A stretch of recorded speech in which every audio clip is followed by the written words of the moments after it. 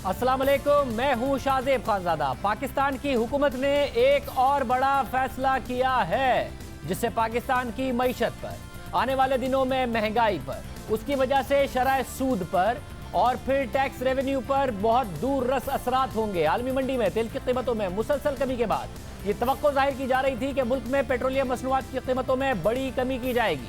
इस हवाले से ओगरा ने भी पेट्रोलियम मसनूआत की कीमतों में कमी की तजवीज़ दी और अब से कुछ देर पहले हुकूमत ने पेट्रोलियम मसनूआत की नई कीमतें जारी कर दी हैं। ओगरा ने तजवीज़ दी थी कि पेट्रोल की कीमत में 20 रुपए फी लीटर की कमी की जाए, मगर पेट्रोल की कीमत में 15 रुपए फी लीटर की कमी कर दी गई है। इसी तरह ओगरा ने तजवीज़ दी थी कि हाई स्पीड डीजल की कीमत में 33 रुपए फी लीटर की कमी की हो, हुकूमत ने 27 रुपए फी लीटर कमी कर दी है। ओगरा ने तजवीज़ दी कि केरोसिन ऑयल की कीमत में 44 रुपए की कमी की जाए, हुकूमत ने 30 रुपए की कमी कर दी है। लाइट डीजल की कीमत में 24 रुपए की कमी की तजवीज़ दी गई थी, 15 रुपए की कमी कर दी गई है।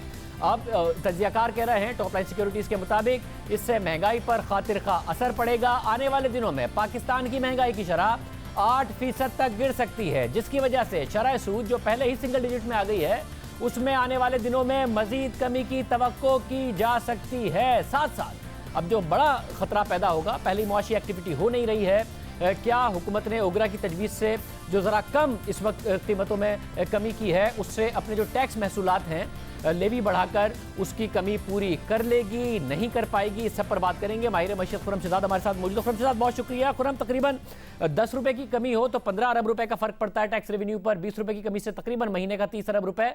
ये जो कमी की है इससे हुकूमत के टैक्स महसूलात मुस्तहकम रहेंगे, महंगाई में कमी आ जाएगी। ये सही फैसला है या हुकूमत ज्यादा कमी कर सकती थी या बेहतर था थोड़ी कम कमी करती? आप कैसे देख रहे हैं सूरत हाल को? जी देखें, इसमें गवर्नमेंट ने जो एक्ट किया है ये थोड़ा सा बैलेंसिंग एक्ट कहा जा सकता है, क्योंकि देखिए जो ओगरा ने रेकमेंड किया था उससे 70% यानी कि उसका 70% गवर्नमेंट ने पास ऑन किया है, 30% अपने पास रखा है। अब मैं आपको बताता हूँ कि महंगाई की शरह में किस तरह से कमी हो सकती है।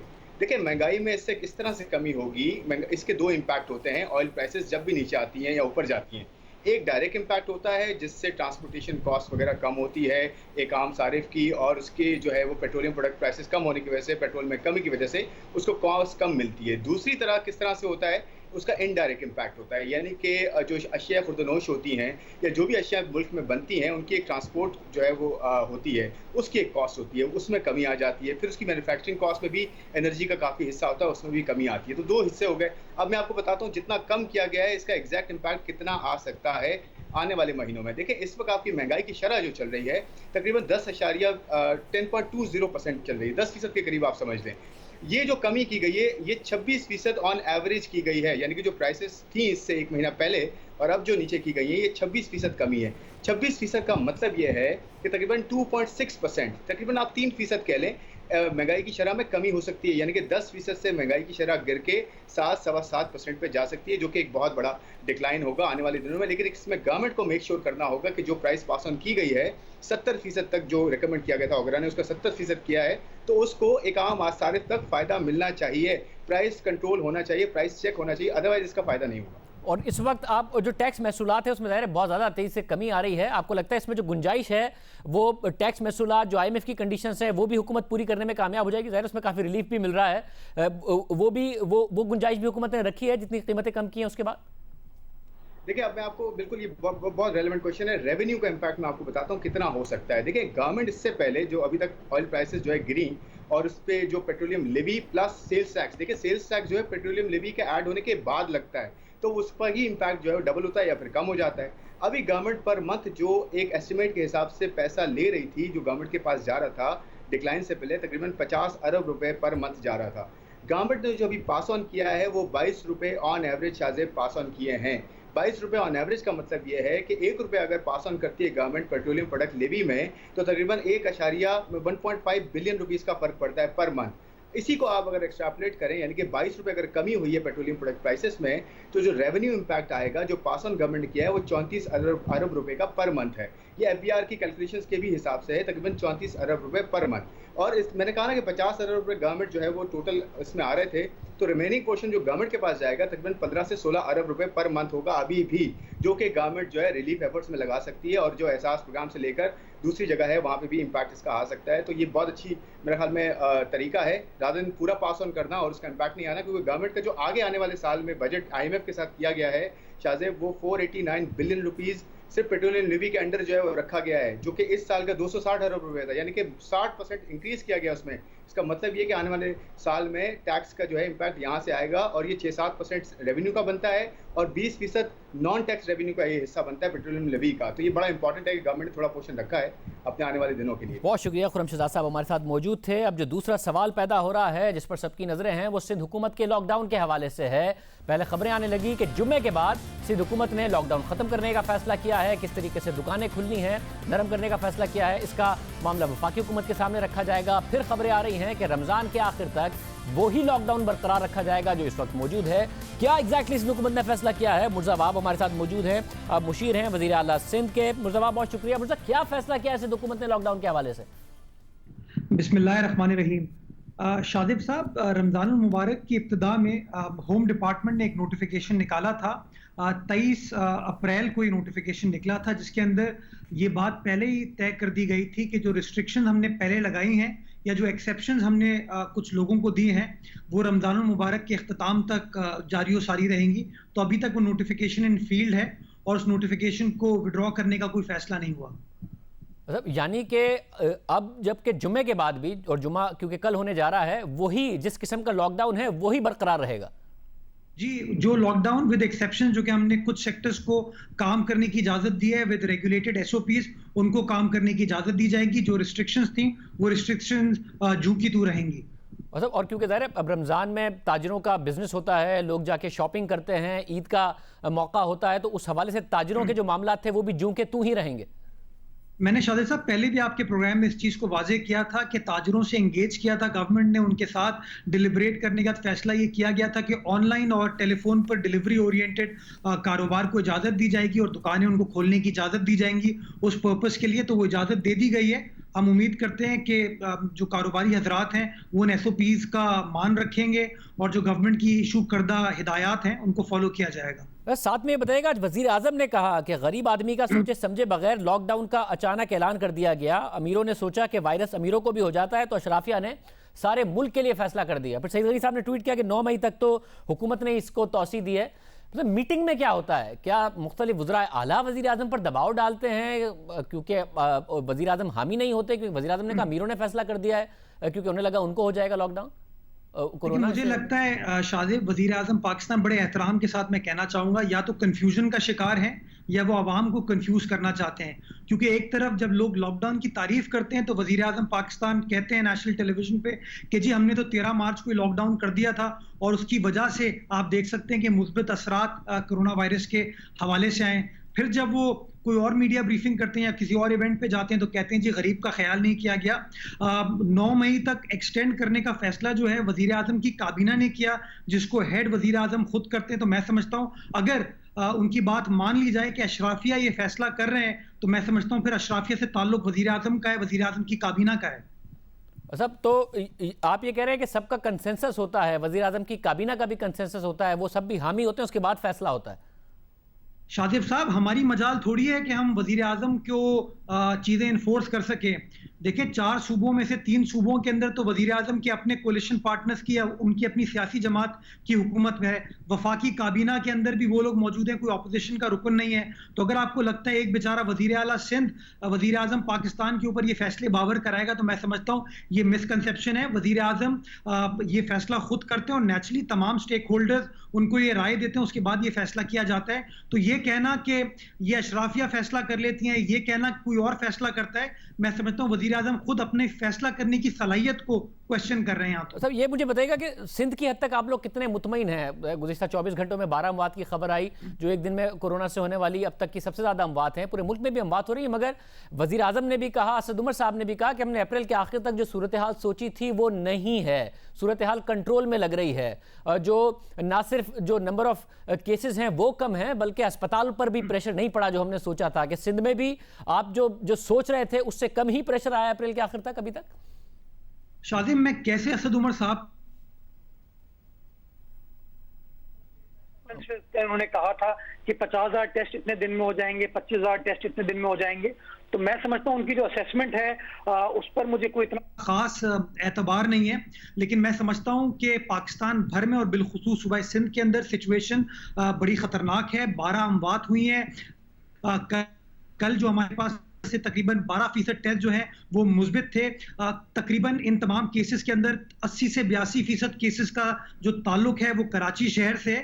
तो ये बड़ी एक मैं समझता हूँ लम्हा फिक्रिया है हम सब के लिए, और खुदा का शुक्र है कि अभी तक अस्पतालों पे उतना प्रेशर नहीं पड़ा, और उसकी वजह यही है कि हमने लॉकडाउन को इन्फोर्स कराया। अगर खुदा ना खास्ता हमने लॉकडाउन पर नरमी लाई होती, अगर हमने लॉकडाउन को सही टाइम पर इन्फोर्स नहीं किया होता, तो मैं समझता हूँ अस्पतालों पे प्रेशर ज्यादा आता। ये इस बात को शो करता है कि सिंध हुकूमत का जो लॉकडाउन करने का फैसला 23 मार्च का था वे बिल्कुल सही था, और उसके मुस्बित असरात आज सब देख रहे हैं। ये जहां इस बात को यकीनी बनाता है कि जो लॉकडाउन था वो तो डॉक्टर यास्मीन राशिद साहिबा ने माना है, खैबर पख्तूनख्वा भी मान रहा है कि उसकी वजह से, असद उमर साहब भी कह चुके हैं कि लॉकडाउन की वजह से सूरत हाल कंट्रोल में आई। वज़ीर आज़म एक तरफ बात कर रहे होते हैं, मगर इन सब ने कहा है। मैं सिर्फ ये जानना चाह रहा हूं कि आप भी ये देख रहे हैं कि दुनिया भर में जो हॉस्पिटल्स पर प्रेशर आया, पाकिस्तान में अभी तक वो सूरत हाल नहीं बनी है। अब लॉकडाउन के ही समरात हो सकते हैं वो, मगर वो कम से कम इस वक्त सूरत हाल कंट्रोल में, आपको भी नजर आ रहा है। ये बात दुरुस्त है वज़ीर आज़म की भी?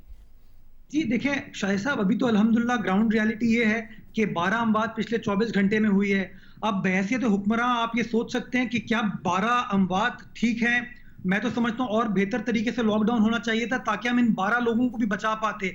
जो कल के दिन तकरीबन 12-13% केसेस जो पॉजिटिव आए, अगर लॉकडाउन और ज्यादा मौसर बनाया जाता तो शायद हम ये 13% केसेस को भी रोक पाते। तो मैं समझता हूँ एक जान भी हम सबके लिए बहुत अहम है, और ये जो बार बार मईशत का मवाजना जान के साथ किया जाता है, मैं समझता हूँ बड़ा अनफेयर मवाजना है।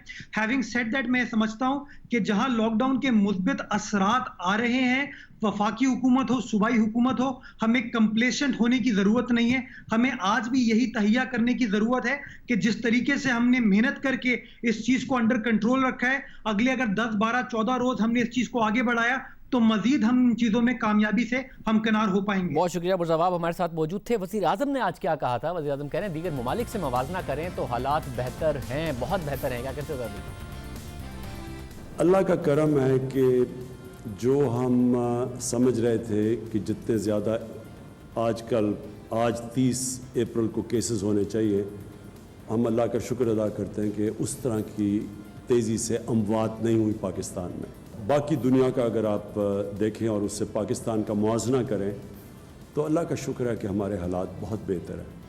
हम जो समझ रहे थे एक वक्त पे कि अप्रैल के आखिर तक हमारे अस्पताल में भरे हुए होंगे, बहुत ज़्यादा प्रेशर होगा हॉस्पिटल्स में, वेंटिलेटर्स जितने पाकिस्तान में अब तक हैं, एक वक्त पे ये सोच थी कि ये सारे वेंटिलेटर्स भरे होंगे, तो वो हम ये समझ रहे थे कि वो इतने ज़्यादा होंगे कि जितने भी हमारे इंटेंसिव केयर के जो हॉस्पिटल में यूनिट्स हैं वो भरे हुए होंगे। लेकिन शुक्र है अल्लाह का कि आज हमारे हालात बहुत बेहतर हैं। फिर आज एक और तकरीब में वज़ीर आज़म इमरान खान ने अचानक लॉकडाउन के फैसले को तनकीद का भी निशाना बनाया। वज़ीर आज़म ने कहा कि गरीब आदमी का सोचे समझे बगैर लॉकडाउन का अचानक ऐलान कर दिया गया। अमीरों ने सोचा कि वायरस तो अमीरों को भी हो जाता है, तो अशराफिया ने सारे मुल्क के लिए फैसला कर लिया। लॉकडाउन अनाउंस कर दिया जी, जल्दी से फौरी लॉकडाउन अनाउंस कर दिया। सोचा ही नहीं कि वो बेचारा दिहाड़ीदार, वो गरीब आदमी, वो रिक्शे वाला, वो जो बेचारा सारा दिन मेहनत करके आके अपने बच्चों का पेट पालता है, उसका क्या बनेगा। नहीं, अमीरों ने सोचा अच्छा जी 2-3 कि ये अमीरों को भी आता, तो एकदम सारा एक एलीट ने फैसला कर लिया सारे मुल्क के लिए।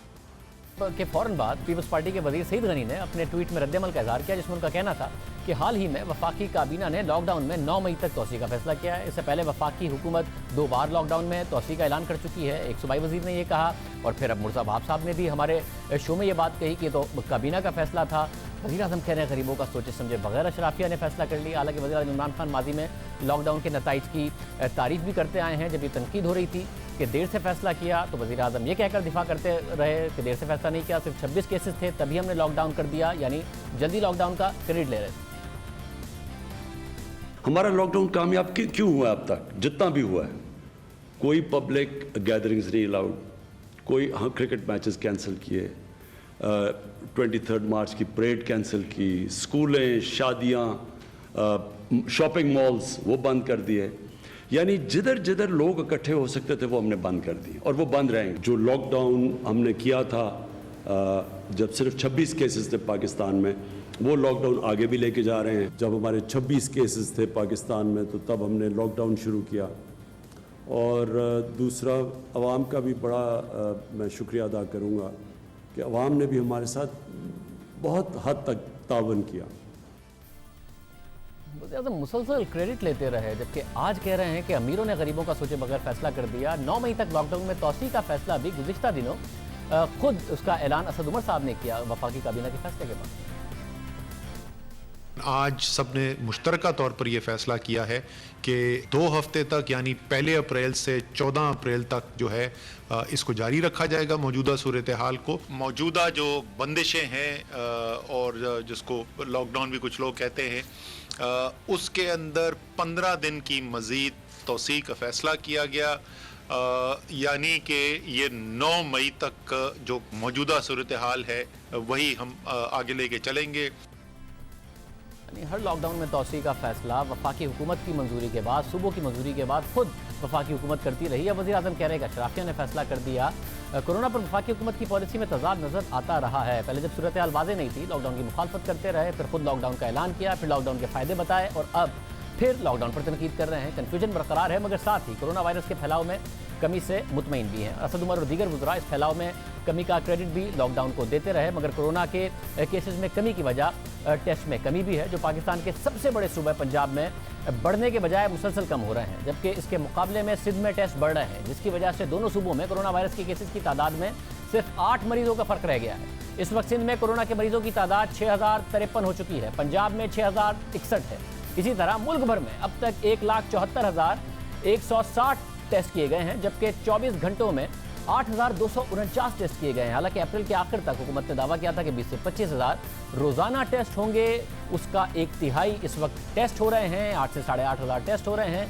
मुसलसल हुकूमत दावे करती रही अप्रैल के आखिर तक टेस्ट की तादाद बढ़ाने की। हमने 22 अप्रैल को अपने प्रोग्राम में कमांड एंड कंट्रोल सेंटर के सरबराह असद उमर से पूछा कि, तो उन्होंने कहा कि टेस्ट के हवाले से गाइडलाइन तैयार की जा रही हैं, अगले 1 हफ्ते में रोज़ाना 20,000 टेस्ट का अदब हासिल कर लेंगे।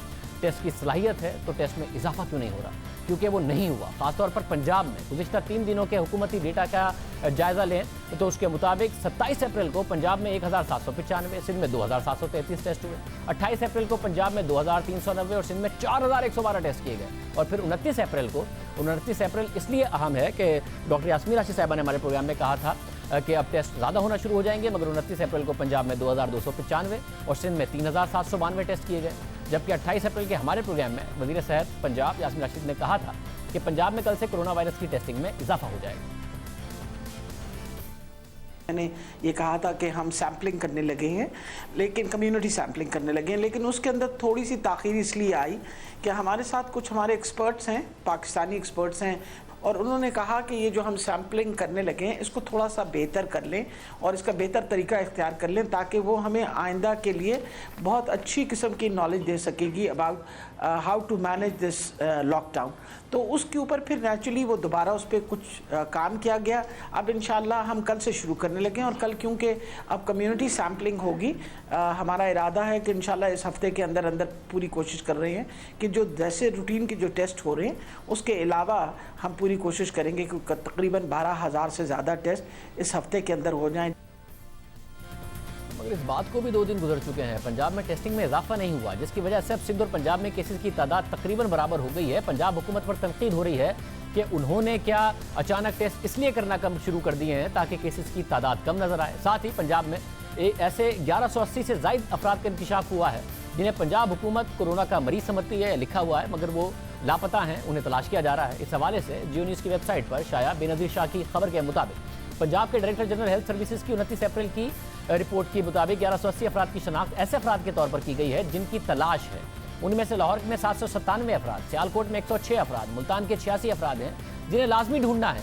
रिपोर्ट में इन अफराद को कोरोना वायरस के मस्बत केसेस में शामिल किया गया है और ये अफराद 29 अप्रैल को शाया होने वाली पंजाब में कोरोना के टोटल केसेस में शामिल है। इस हवाले से पंजाब के स्पेशल हेल्थ केयर और मेडिकल एजुकेशन डिपार्टमेंट के डिप्टी सेक्रेटरी मुदस्सिर अहमद का कहना है कि 1000 से ज़्यादा केसेस सिर्फ मुश्तबा हैं और वायरस के मस्बत केसेस नहीं हैं। उनका कहना था कि मुश्तबा केसेस को उस वक्त तक मस्बत केसेस तस्वुर करते हैं जब तक उनका टेस्ट मनफी ना आ जाए। ये कोरोना वायरस के मरीजों के कॉन्टैक्ट्स हैं जिनका अभी तक पता नहीं चल सका है और उनके भी मुतासिर होने का खदशा है। उन्होंने मजीद बताया कि अभी तक इन लोगों के मकाम, उनके फ़ोन नंबर या पते जमा किए जा रहे हैं। अब ये एक अजीब सी बात है, 29 अप्रैल तक ये डेटा में मौजूद था। अगर वो मस्बत नहीं है तो मस्बत क्यों ख्याल किए गए और सिर्फ इतने 1100 से ज़ायद अफराद क्यों हैं? अगर सिर्फ कॉन्टैक्ट से या मुश्तबा हैं वो तो उसकी तादाद ज़्यादा हो सकती है। क्या ये वो लोग हैं जिनके टेस्ट मस्बत आए मगर उसके बाद वो ट्रेस नहीं हुए, टेस्ट करा के चले गए या फिर भाग गए?